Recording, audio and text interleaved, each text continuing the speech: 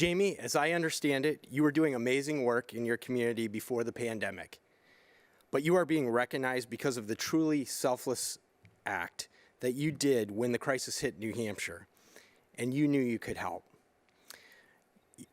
I can only imagine how difficult it was for your family with you being gone, but you did that anyway. You stepped up, and your courage did not go unnoticed. In fact, Jaimie, you were asked to be here tonight to be interviewed, but we actually have a surprise for you tonight. We've come to the part of the evening when I have the very special honor and privilege of announcing the Spirit of New Hampshire Award. This is a top award, and it honors one individual or group who, in the opinion of the nomination review panel, best exemplifies the spirit of New Hampshire, the spirit of service in New Hampshire. The name of this recipient is kept secret until tonight. I don't think anyone would be surprised to hear that you, Jaimie Adams, have been selected as the 2020 Spirit of New Hampshire Award recipient. I have the award right here with your name on it. Congratulations. Do you have anything that you'd like to say before we show your video? Thank you.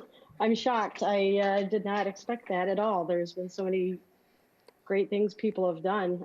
Thank you to the nominating committee or the award committee and Colleen Monks for nominating me, and for everybody out there for all their support, and to everybody in healthcare, keep pushing on. You got this. That's wonderful. Thank you. So before we move on to the final award tonight, let's take a look at Jaimie's video. Jaimie Adams, and I was a volunteer for Wentworth Hospice out of Somersworth, New Hampshire. And Seacoast Medical Reserve Corps, or SMRS, had actually sent out a request for somebody to fill in as an LNA at a nursing facility, a nursing home. And I spoke with my husband because I'm a stay-at-home mom, and we had a 2-year-old daughter at the time. And my mom was lucky enough that she was staying here with us for a period of time, and talked about it with my family, and they know I don't like standing around doing nothing if I'm able to help. So I answered the request for help, and that's how I got involved with Colleen. And then I ended up 6 or 7 weeks working in the facility, and then a 2-week quarantine after that. So I was away from my family for 2 months. Right. I'm Colleen Monks, the South Central Public Health Emergency Preparedness Coordinator and South Central New Hampshire MRC Director. What would normally be a nursing home ended up being hospital wards because these people couldn't leave their rooms. They were all very sick. I was working on the COVID unit. And so all of the residents that I was working with at the time were sick with COVID. They had all tested positive. Nurses running one way, I'm running the other, trying to get a person stabilized, getting their breathing and getting them on oxygen. All of a sudden, now you're going from LNA to EMT to try to help treat these people. So I saw the whole wave. Bunch of stable people to a bunch of unstable people, back to stable people. And unfortunately, we lost a lot of those residents in that time.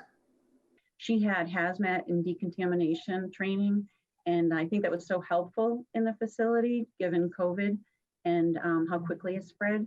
So she was just amazing. We could count on her. She did whatever the hours they needed her to do.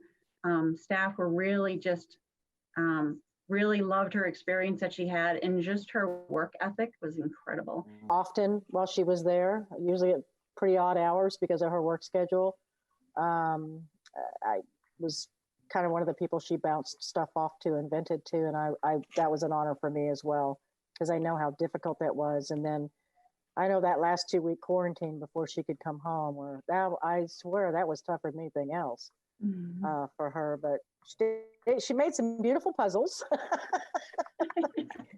and she did the right thing. My name is DJ Antone, and I am the volunteer coordinator for Wentworth Hospice. I would have to say that Jaimie was, much as I hate to swell her head, one of the most unique volunteers I've ever had. She just gives everything she has, and often I had to rein her in because I was like, you got to balance things out here a little bit. But that's the way Jaimie is. And because of it, a lot of people have benefited. I've benefited.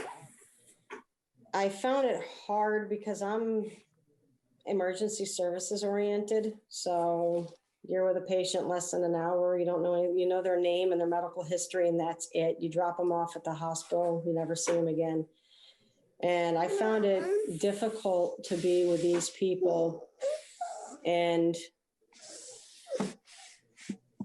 you're getting close to these people. And a lot of them, you're the last one that they saw, the last eyes that they see, the last hand that'll ever hold their hand, the last voice that they're ever going to hear. And I think that will always stick with me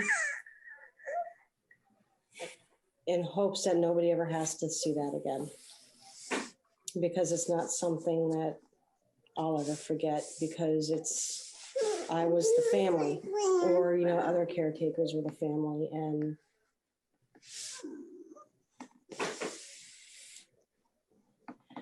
it wasn't easy. What she did in COVID was just outstanding. And I just am so grateful that she was able to step up and do that volunteer work, and grateful from, you know, my community for the long-term care facility, and just having someone like that just during COVID to be able to do that and risk her own life and safety just to go in there to the facility was just unbelievable. So thank you, Jaimie. Again, I can't say enough. She's just so deserving of this award. I'm so thrilled that she's getting this.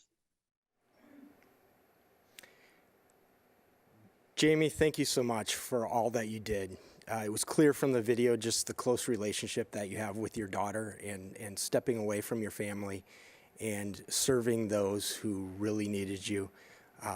It must have been challenging, but we just can't thank you enough. I think it's very fitting that we're recognizing you tonight, and on behalf of all of us that are involved with this event, we're just so proud and honored to recognize someone as caring, compassionate, and willing to serve those in need as you are. Congratulations. Thank you. Thank you.